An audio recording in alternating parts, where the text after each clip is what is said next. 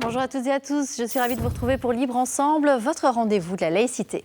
Parler de sexualité sans complexe et sans tabou, c'est ce que vous propose Moule Frites, la première chaîne belge entièrement dédiée à la santé sexuelle, une chaîne de vidéos et de podcasts réalisée par des jeunes et pour des jeunes. Alors quand on parle de sexualité, il ne faut pas l'entendre au sens strict. Ce n'est pas uniquement aborder des pratiques sexuelles ou la contraception ou les maladies sexuellement transmissibles. Non, la sexualité, c'est aussi aborder le sexisme, les stéréotypes, le plaisir, le consentement, les identités de genre. Autant de thématiques qui sont développées aussi dans l'EVRAS, l'éducation à la vie relationnelle, affective et sexuelle, des animations qui sont censées être obligatoires aujourd'hui dans les écoles, mais on va le voir, qui sont encore trop peu répandues. Alors pour discuter de tout ça, j'ai le plaisir de recevoir trois invités. Déjà, bonjour à tous les trois. Bonjour. Alors, tout d'abord, Sonny Lardinois, vous avez 25 ans et vous participez activement à ce projet, donc Moule Frites, à cette chaîne centrée sur la santé sexuelle, tout comme votre voisine Cécilia Gutmann. Donc, vous avez 24 ans, vous aussi, vous êtes volontaire chez OIS, donc OIS, la SBL, qui a lancé et qui est à l'initiative, on va dire, au départ de ce projet Moule Frites. Et enfin, donc, Sophie Peloux, donc vous travaillez à la SBL OIS, donc c'est une association qui a été créée en 2009 aussi par des jeunes, et vraiment avec cette volonté d'inclure les jeunes et d'être là aussi pour eux et de répondre à leurs attentes. Et vous êtes donc coordinatrice du pôle pédagogique. Alors, j'ai envie de me tourner d'abord vers vous, Sonny et Cécilia. Et ma première question, elle est assez simple, c'est que finalement, avant de lancer cette chaîne Moule Frites, est-ce qu'il y a des moments où vous vous êtes senti un peu démunis quand vous posiez des questions par rapport à votre sexualité et où vous n'avez pas réussi à trouver l'information dont vous aviez besoin? Alors, je ne sais pas qui a envie de démarrer. Vas-y. Sonny. Moi, ouais. Donc, au départ, ouais, c'était difficile parce que du coup, moi, je suis une personne trans, je suis un mec trans. Et tout départ, je ne savais pas du tout c'était quoi la transidentité et tout ça. Donc, j'ai un peu regardé sur Internet. C'est très difficile d'avoir les informations. Il m'a fallu quand même plusieurs temps d'aller voir sur les maisons arc-en-ciel, en fait, de me renseigner les associations qu'il y avait dessus pour trouver l'information. Donc, j'ai dû aller chercher un peu plus loin. Et du coup, je suis tombé sur des bonnes associations comme Genre Pluriel, mais sinon, j'avais pas eu l'information. Donc c'est ça qui est bien avec Moule Frites, c'est que là, on a vraiment toutes les informations qui sont rassemblées sur une plateforme. Oui, ça veut dire aussi que vous auriez pu tomber sur des informations moins fiables. Et c'est vrai que Genre Pluriel est une association reconnue aujourd'hui, mais voilà, les informations, elles peuvent partir dans tous les sens sur ces thématiques-là. Voilà, on parlait de transsexuels et tout ça. Et je me reconnaissais pas du tout dans ce que je voyais sur Internet, sur Wikipédia ou tout ça. Donc du coup, j'étais un peu perdu sur ce que j'étais en fait. Et Cécilia, la même question. Est-ce qu'il y a des moments où vous êtes sentie un peu démunie dans votre parcours par rapport à votre sexualité?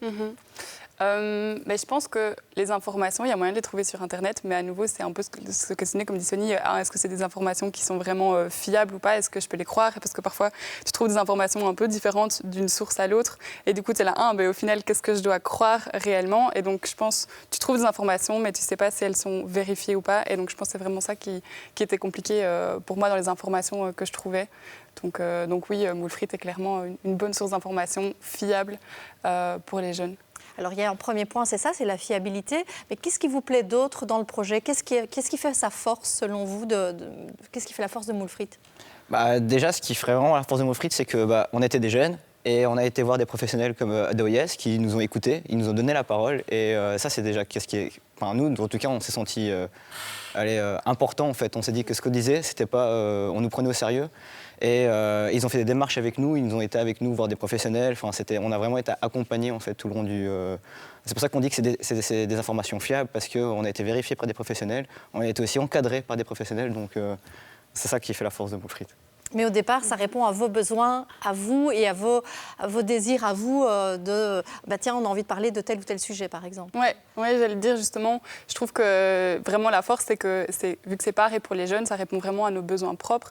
Et j'ai l'impression que souvent, les informations viennent un peu en tant qu'adulte, qu'est-ce que je pense qu'il serait intéressant que les jeunes sachent. Et du coup, tu es là, mais non, mais c'est pas ça qui m'intéresse en fait. Moi, dans ma réalité aujourd'hui, 21e siècle, 2021, moi, jeune, qu'est-ce qui m'intéresse? Et donc ça, je trouve ça vraiment intéressant parce que vu qu'on a un peu tous et toutes les mêmes préoccupations, donc c'est vraiment cool parce qu'on peut vraiment trouver les informations qui nous intéressent parce que c'est des jeunes de nos âges qui se les posent et qui les mettent en avant dans la chaîne Moule Frites, quoi. Sophie Peloux, c'était effectivement votre idée de départ, c'était de pouvoir répondre à leurs besoins, à leurs demandes à eux? En fait, c'est le principe de Yes, c'est l'éducation par les pairs. Donc, l'idée, c'est que ce soit les jeunes qui déterminent leurs besoins, leurs projets et la manière dont ils et elles ont envie de les traiter. Et ensuite, on leur donne la place et on les accompagne pour pouvoir le faire. Et c'était aussi l'idée d'aller sur les réseaux, sur Internet, donc tout un espace où on trouve un peu tout et n'importe quoi. Et donc, permettre aux jeunes, donc c'est les volontaires qui choisissent, on a beaucoup de volontaires et stagiaires. Donc, c'est les volontaires et stagiaires qui choisissent les sujets, la manière dont il faut les traiter, qui on va aller voir, quelles sont les ressources qu'on peut proposer aux autres jeunes en Belgique, puisqu'on s'appelle Moulfried, donc c'est parler de sexualité, de santé sexuelle à la sauce belge. Et ça, c'est très important, puisqu'on peut trouver des choses qui sont très intéressantes ailleurs, mais du coup, quand on va aller chercher les ressources, si on veut aller sur place, si on veut trouver des endroits où rencontrer des professionnels, là, ça peut être un peu plus compliqué. Et donc là, l'idée, c'est de permettre aux jeunes de décider tout ça et de s'adresser avec aussi le vocabulaire, les références, etc., puisque ça va vite sur Internet, sur les réseaux. Et donc, moi-même, je suis déjà un petit peu larguée. Et donc, c'est toujours intéressant d'avoir les bons codes aussi. Et voilà, donc c'est quelque chose qui se passe de cette manière. Donc, c'est hyper intéressant. Alors, je vous propose qu'on entre quand même dans le vif du sujet et qu'on voit une séquence de Moulfried. Alors, c'est une séquence qui s'appelle l'open mic, où il y a une personne qui peut s'exprimer sur un sujet qui l'interpelle. Et donc, ici, on va écouter Sarah. Par contre, je te préviens juste, mon kiki, il n'est pas comme les autres. Grâce à une formation en esthétique, j'épile mes copines. Et presque systématiquement, elles vont me prévenir, un peu honteuse, que leur kiki est pas normal, que leur nounou est trop poilue, ou qu'elles ont des trop grandes lèvres, ou qu'elle est trop ouverte, ou pas comme il faut, enfin bref, qu'elle est pas normale. Normale, votre vulve, elle est parfaite en fait. Il n'y a pas de règle, si ? C'est qui a décidé en fait que ce qu'on voit dans les pornos, c'est ce qu'on doit avoir dans notre culotte ? J'adore les Disney. C'est pas pour autant que je m'attends au prince charmant. En fait, ça me rend dingue qu'on nous mette des doutes comme ça, au point parfois d'être bloqué pendant les moments intimes. Comment on prend son pied au lit quand tout ce qui nous préoccupe, c'est que l'autre puisse pas penser « purée, elle est mal foutue, elle est pas comme les autres ». Et quand j'entends que la plupart ne sont jamais regardés dans un miroir parce que c'est dégueulasse, c'est le pompon. Il n'y a rien de dégueulasse dans nos corps. Ni la forme de notre vulve, ni nos poils, nos pertes, nos menstruations, nos odeurs, nos poils incarnés. Tout ça, c'est nous, en fait. C'est OK. Ça fait partie intégrante de nous. Et si on apprenait à les accepter, en fait, nos vulves, à les chérir, à les adorer, à en être fiers, moi, je suis sûre qu'elles nous le rendraient bien. Venez, on fait une grande soirée, tout à poil, au-dessus du miroir, on compare, on se rend compte qu'en fait, on est toutes différentes, que c'est OK, qu'on est unique. Du coup, Lola, Caro, Colline, toutes les copines, vous êtes magnifiques comme vous êtes, avec votre chatte unique. Moulfried, abonne-toi. Alors, Sony, je vous avais demandé en fait quelle capsule vous avez particulièrement marqué, et c'est vous qui m'avez dit vulve party, c'est vraiment quelque chose qui m'a interpellée. Pourquoi ? Parce que déjà, ça répond vraiment. Enfin, je trouve que c'est vraiment ce qu'on voulait faire à Moulfried. C'est quelque chose déjà de fun, de dynamique et tout ça. Elle est vraiment dynamique dans ce qu'elle veut, dans ce qu'elle dit. Et puis en plus de ça, elle déconstruit vraiment tout ce qu'on a de l'idée de la vulve, parce que énormément, enfin, quand je discutais avec des gens, on me disait il y avait des gens qui se lavaient dans les vestiaires publics parce que, avec leur petite culotte parce que c'était pas normal, il y avait des trucs ainsi. Et du coup, je trouve ça cool, une personne qui dit en fait, on l'est tous, et c'est ce qu'on veut aussi passer à Moulfried. Donc on parle de toutes les thématiques, quand on fait les podcasts, quand on fait les open mic et tout ça, c'est dire aux jeunes, en fait, il y a tout le monde, vous êtes différents, ok, mais c'est pas grave, et c'est normal d'être différent, et ça qui est chouette, c'est ça vraiment qu'on fait partie comme message. Et du coup, je trouve que cette capsule, elle répond à ça. Et en plus, elle est hyper drôle. Donc, moi, j'adore. Oui, et en plus, elle touche... J'ai l'impression que les questions auxquelles elle répond un peu, et en tout cas les thématiques qu'elle aborde, sont des questions, à mon avis, que les jeunes se posent, mais que tout le monde peut se poser en fait dans la société. Et je pense que ça ne concerne pas que les jeunes. Cette question de la représentation de la vulve, tout le monde peut se la poser, quoi. Exactement, elle répond vraiment à ça. C'est pour ça que je dis c'est pas que pour les jeunes, c'est vraiment tout le monde en fait. On est tous différents et c'est pas grave d'être différents. Au contraire, c'est même une force et donc du coup, voilà.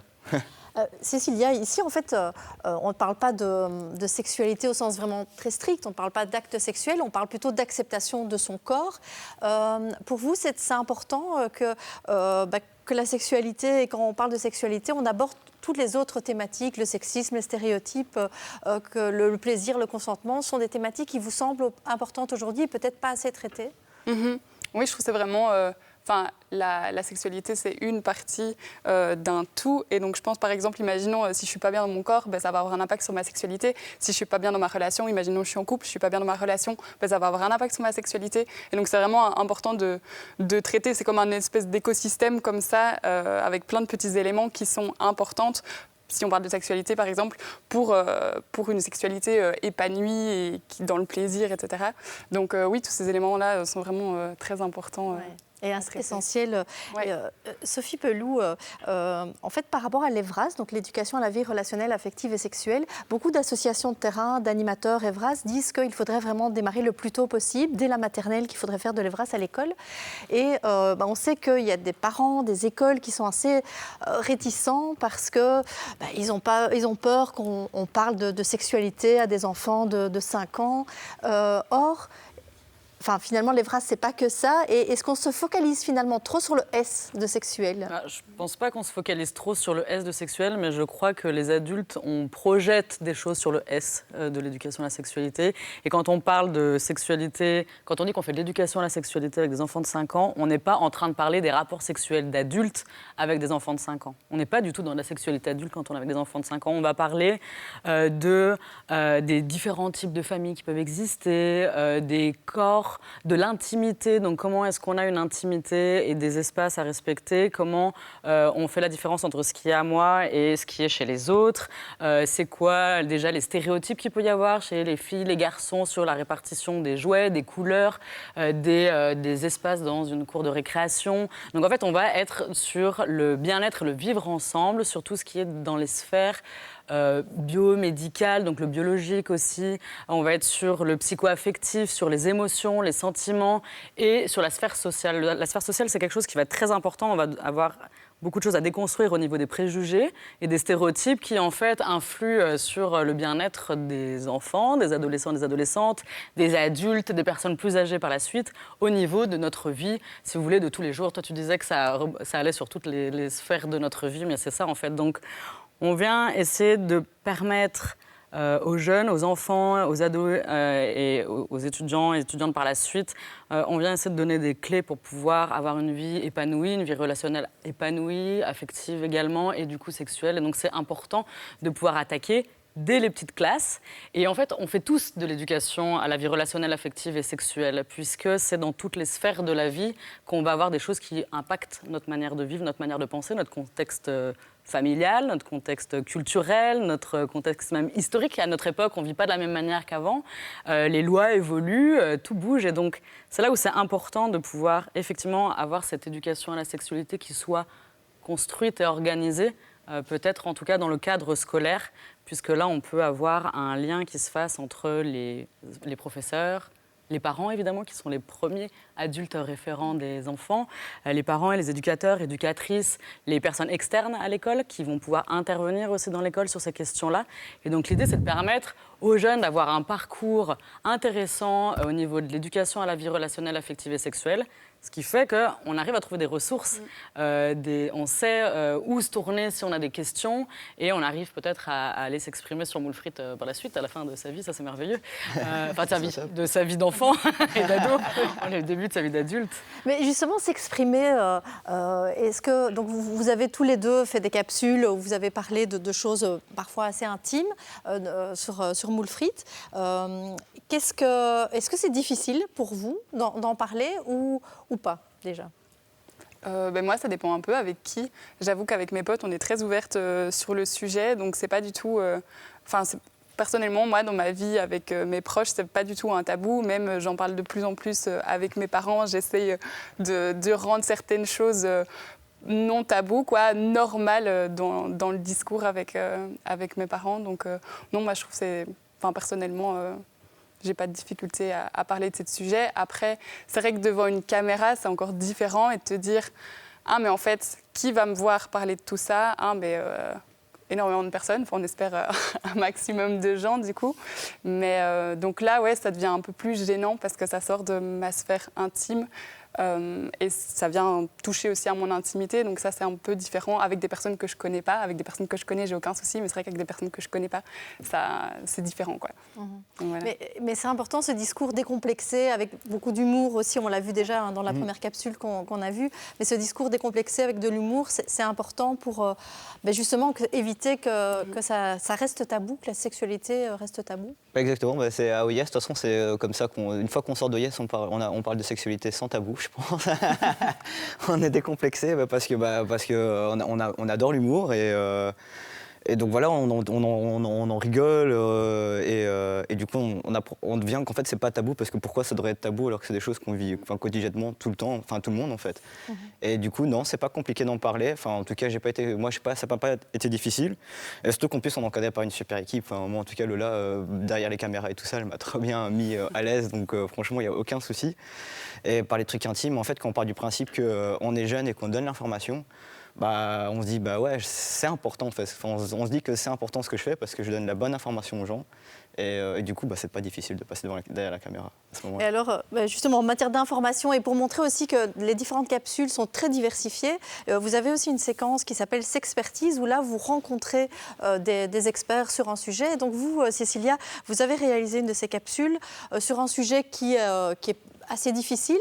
Et donc, on va voir un petit extrait de cette capsule. Vous avez été à la rencontre du GAMS. Salut, moi c'est Cécilia. Aujourd'hui, dans Sexpertise, on t'amène au GAMS. Le GAMS, qu'est-ce que c'est ? Eh bien, c'est le groupe pour l'abolition des mutilations sexuelles. Allez, viens, suis-moi. Viens.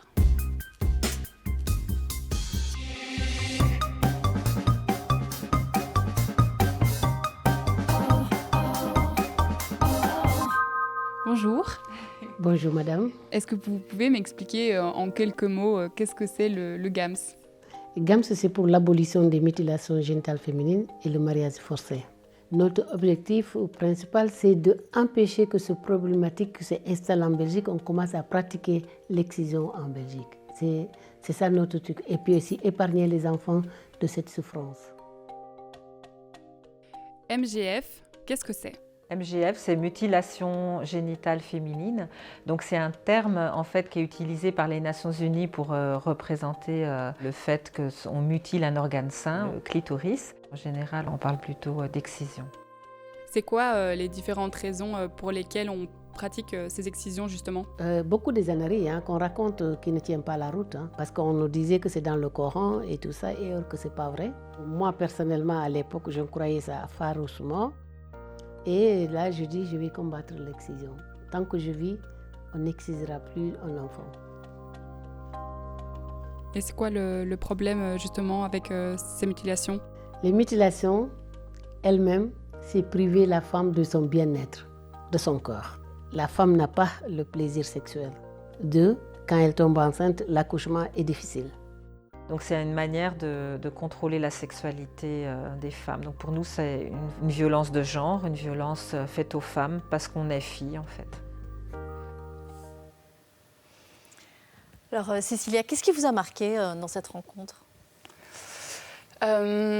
Je pense que c'est la créatrice du GAMS qui m'a particulièrement touchée dans son discours, parce que c'est une thématique dont j'avais déjà entendu parler, mais la manière dont on en parlait, et puis oui, la rencontre, et puis tout son parcours que je trouvais quand même assez impressionnant, avec la création du GAMS et tout, avec sa vie personnelle et tout, et ce qu'elle en a fait, elle en a fait une force en fait, pour lutter justement contre ces excisions, donc c'est vraiment...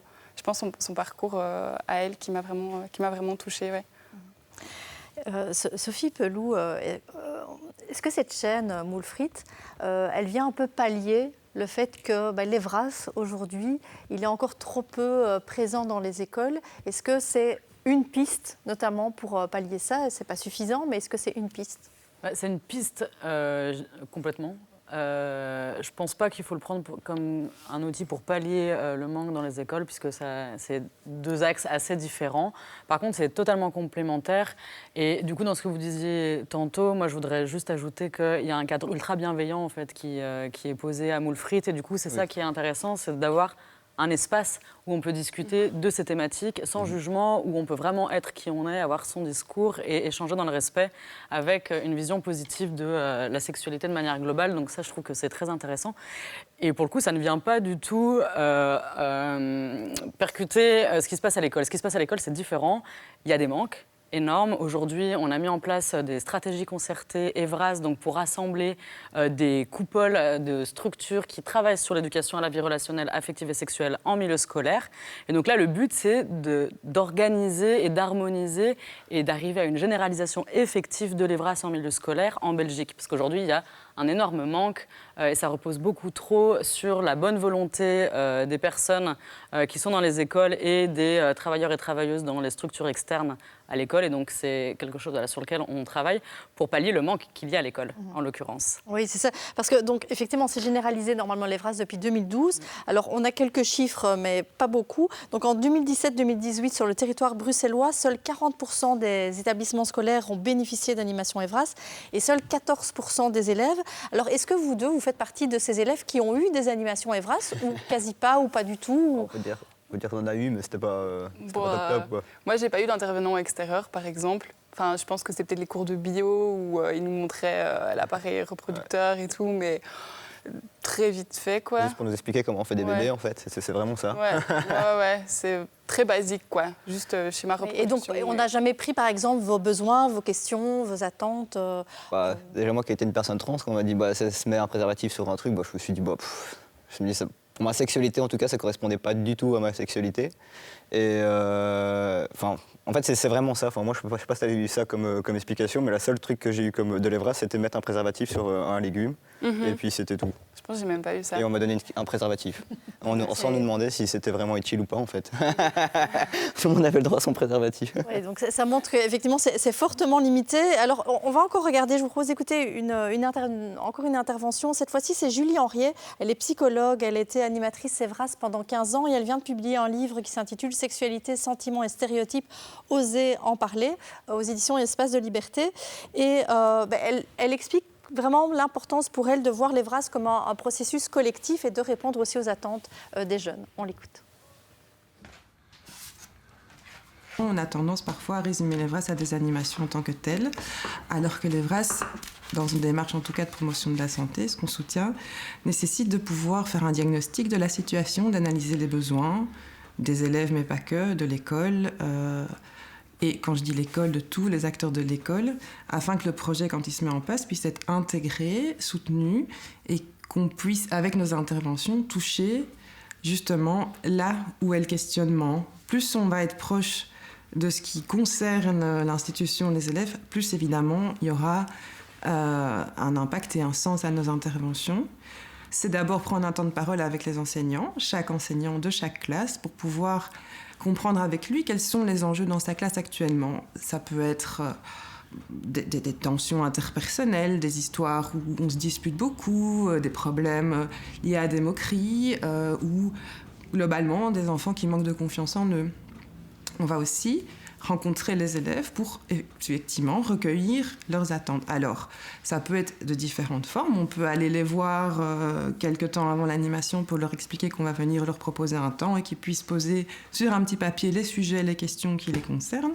Et on va effectivement également inclure les parents autour de rencontres pour présenter le projet, la direction, le PMS, les enseignants, l'assistance sociale quand il y en a une, pour que quand on vient devant les élèves, chaque acteur soit au courant de notre intervention, comprenne le sens et puisse soutenir la démarche.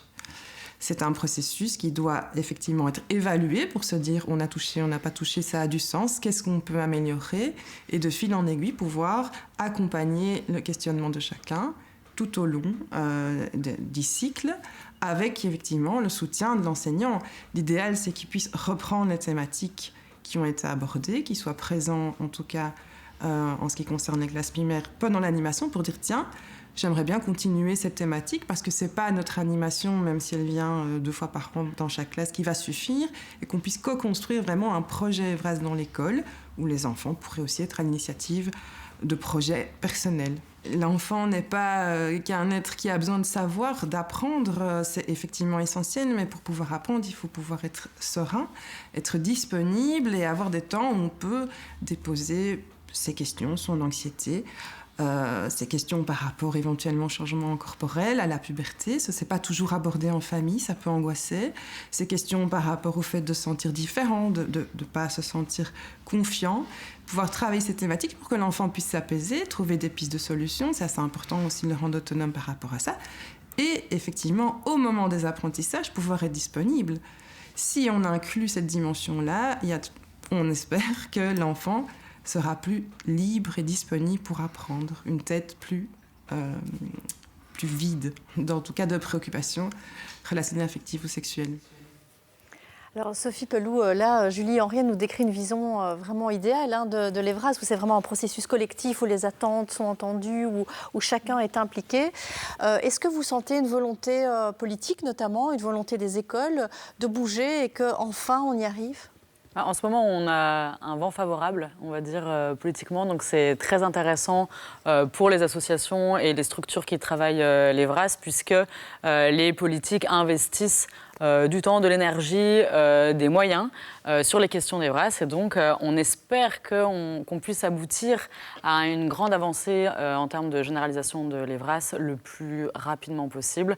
Donc là, on travaille d'arrache-pied, en tout cas dans le cadre des stratégies concertées, pour récolter la parole et les besoins des enfants et des jeunes sur la Fédération Wallonie-Bruxelles. On fait la même chose pour les professionnels internes et externes à l'école qui travaillent sur l'EVRAS. Et on va rassembler les besoins et les attentes des jeunes, les besoins et les attentes des professionnels, ce qui se fait et ce qui se dit dans la littérature autour de l'EVRAS et les recommandations internationales, puisque ça ne sort pas de notre chapeau, l'EVRAS, c'est des recommandations internationales au niveau de la santé, au niveau mondial qui existent. Et du coup, en rassemblant tout ça, notre but est d'arriver à avoir, avec l'adhésion du secteur, comment je pourrais dire, pas un cadre, mais un consensus, en tout cas, pour pouvoir avancer ensemble avec des choses qui soient... voilà, Julie le disait, qu'on puisse évaluer, que ça puisse répondre vraiment aux besoins et aux attentes des jeunes, que ce soit une sorte de curriculum en spirale. Donc, ça veut dire que tout au long de la vie, on a une évolution sur ces thématiques en prenant en compte la parole des parents et des adultes qui encadrent les enfants, les enseignants et les équipes éducatives dans les écoles, avec les intervenants externes, voilà, et que ça se construise tout au long de la vie. Donc ça, c'est très important. Et donc, a priori, on est en bonne voie. On espère, en tout cas. Nous, on est toujours très positifs au YES, donc on va continuer là-dedans. Oui, et que ça arrête de dépendre, effectivement, de peut-être la bonne volonté d'une ou deux personnes dans une école, mais que ce soit vraiment quelque chose de plus collectif. Alors, on arrive à la fin de l'émission, mais j'ai une dernière question pour vous deux, Cécilia et Sonny. C'est où est-ce qu'on peut trouver Moulfritt et quels sont les sujets peut-être que vous rêvez encore d'aborder et quelles seront les thématiques? Est-ce qu'elles sont à l'infini, ces thématiques? Bien sûr. Il y a il y a plein de thématiques et je pense qu'il y aura autant de thématiques qu'il y a de personnes qui existent sur Terre, à mon avis. Dans la sexualité, on peut, comme on l'a dit, on peut toucher à tout, consentement, identité de genre, plein de choses. Donc bien évidemment, il y a encore plein de thématiques. D'où qu'est-ce qu'on espère encore avoir des thématiques un peu sur tout, hein. Travailleurs, travailleuses du sexe. Exemple, avortement, consentement, le plaisir. Contraception dite masculine. Voilà, même. On voit qu'il y a encore pas mal de choses à traiter. Et donc, on vous retrouve. Alors, pour retrouver tous les endroits, c'est le site d'OIS, donc ois.be. Donc là, vous verrez un lien vers la chaîne Moulfritt et les différents endroits. Sinon, on vous trouve sur Facebook, sur YouTube, sur Instagram, sur TikTok, en podcast, sur différentes plateformes. Sur Deezer, sur Google Podcast, sur Apple Podcast. Ça me paraît déjà pas mal. Spotify, voilà, Partout, on trouve tout ça. Et on invite vraiment nos spectateurs à aller voir cette chaîne. Merci vraiment à tous les trois. Merci à vous de nous avoir suivis et à très bientôt pour un nouveau rendez-vous de la laïcité. Merci.